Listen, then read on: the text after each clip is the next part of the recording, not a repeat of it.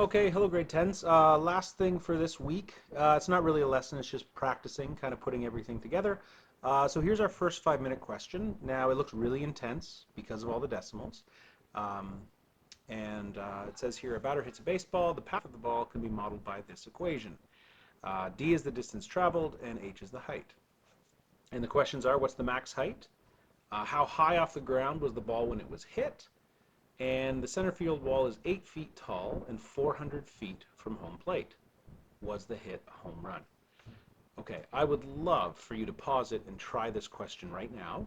This will be the only thing really in this video. After that, I'll show you what the questions are for today, and I'll post the solutions tomorrow or Thursday, just to give you some time to work on them. I just get worried that people just look at the answers right away, and then they feel like they understand everything, and when maybe they don't. Okay, so give it a shot and then come back. Okay, hopefully you paused and tried it. So I'm going to do a dual page thing here. So if we're asked for the maximum height, remember, in a parabola, the maximum height is going to be at the vertex. So basically, we need to find the vertex. So to find the vertex, we first need to find the axis of symmetry. Now, I'm really hoping that to find the axis of symmetry, you did what we did yesterday, which is called partial factoring. Now, I don't care if you call it that, but that's what the lesson was called, and I realized I never actually called it that.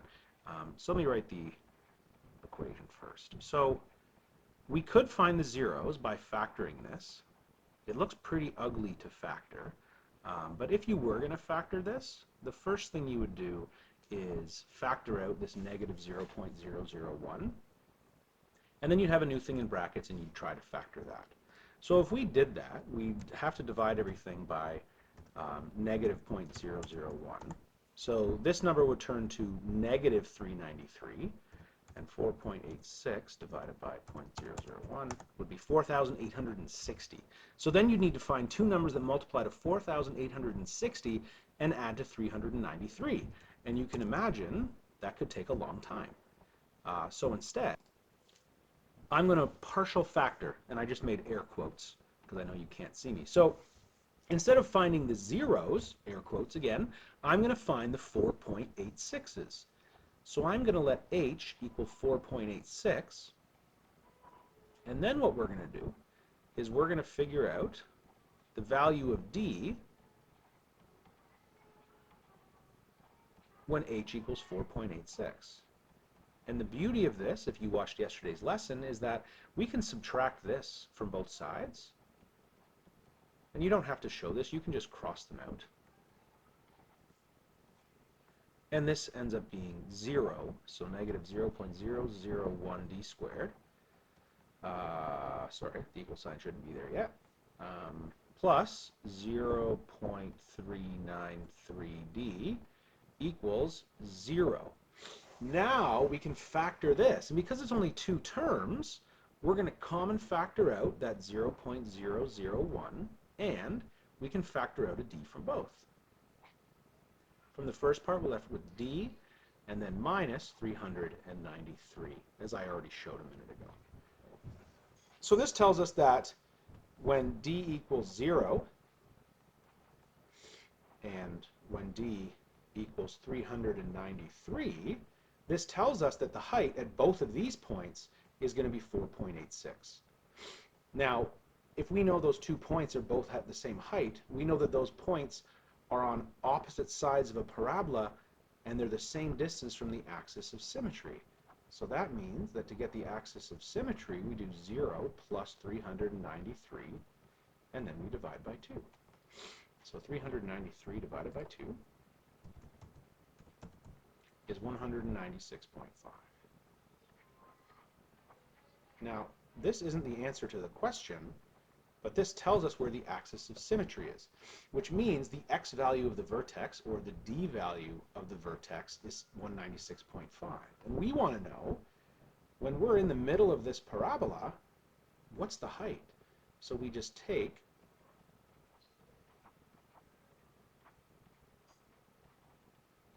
the original equation, and wherever there was a D, we sub in 196.5, and then plus 4.86, and then we go on the calculator. So I've got 0.001 negative times 196.5 squared plus 0.393 times 196.5 plus 4.86. Well, that doesn't seem right at all. Okay, I think it's my calculator. So I'm going to do 196.5 squared. Oh, I think I hit the square root. I don't know, whatever. I'm going to square this, and then I'm going to multiply it by 0.001 negative. Hit equals. And then I'm going to add 0.393. Okay, see the problem? It added the 3.9393 already. So I've got to break this down into a few steps. If you're using a decent calculator, this won't be this hard. 0.5 squared times 0.001 negative. Okay, so I've got H equals negative 38.61225 plus, and then I've got 0.393 times 196.5, 77.2245 plus 4.86. And now I'm going to just add those three things together. So 38.61225 negative plus 77.2245 plus 4.86. And I get 43.47 feet. So approximately 43.47 feet. And what I would do now, just to check, because those numbers are a bit weird, I'll just graph it in Desmos. So H equals negative 0.001 x squared. I'm going to get rid of that H and just say Y, plus 0.393 x plus 4.86. And then I'm going to zoom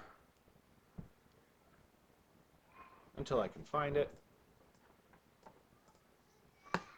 So it looks like the vertex is 196.5, which is what we found, and 43.47 feet. Perfect. We did it correctly.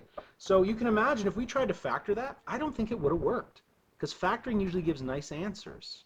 Let's see what the zeros are, because that's what we would have got if we factored. Oh, negative 12 and 405. So there you go. The two numbers you were looking for were 405 and negative 12. Well, no, because you would have divided. So honestly, don't bother factoring. It's ugly. Instead, you can do the partial factoring here instead. So there's the answer to part A. Just to sort of recap here, because this looked really ugly to factor, instead I found the 4.86s instead of finding the zeros. And then I knew that if the 4.86s were at 0 and 393, my axis of symmetry was halfway between. And then I just took this number and I subbed it in because this is our x value or our d value, but we want to know the y value of the vertex. So I plugged in the x value of the vertex into the original equation and solved. Now, one thing I do want to mention is you can't plug into this value here, into this equation, ignoring the 4.86. You have to plug into the original equation because that's the path of the ball. Okay, part B, how high off the ground was the ball when it was hit? This is the easiest question ever. I really encourage you to pause and try this question. Okay, so when the ball was hit, that's before it started traveling, so that's when the distance was 0. So plug in a 0 here and a 0 here. All of this disappears, and the answer is just 4.86 feet. And think about these answers, right? Does it make sense that the ball was about 5 feet off the ground when it was hit? I mean, yeah, if it's like a 6-foot-tall person and they're swinging the bat pretty high up, that's going to be over 5 feet off the ground.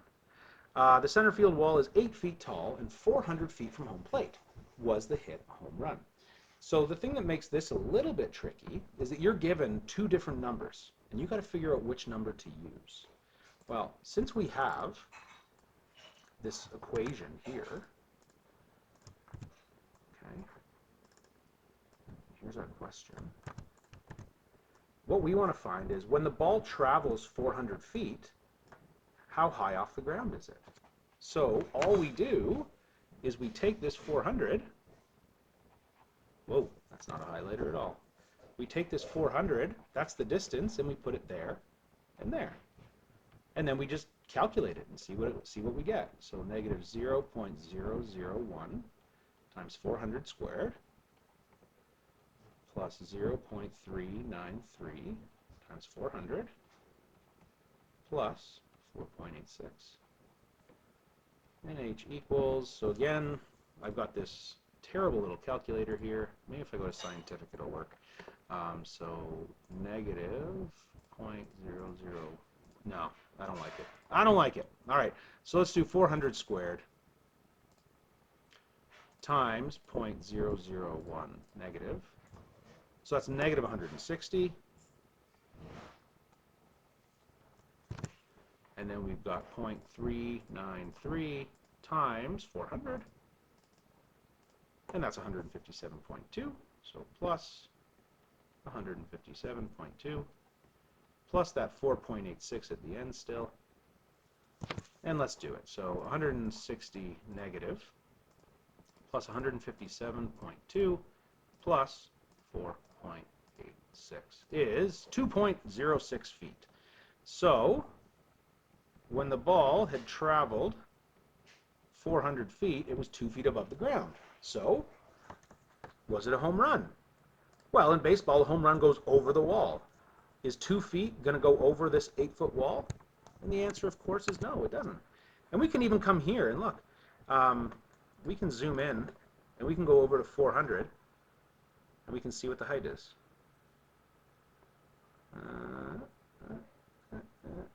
There, 2.06. So the answer was already there, but of course, when I test you on this stuff, you can't just go to Desmos. But it's a great way to visualize it, and it's a great way to check your answers. All right, so the only thing I have for today that's new is some questions. So there's task A, B, C, and D. This used to be a graphing question, like I wanted you to actually graph it, but because a lot of you won't be able to graph by hand, instead I'm going to have you explain how to graph it. So for example, I have an example here, like you plot the vertex at 5, 4, and then you go right 1, down 2, right 1, down 6, right 1, down 10. And this step pattern would go, it's down, so A is negative, and the first step is 2, so the A value would be negative 2.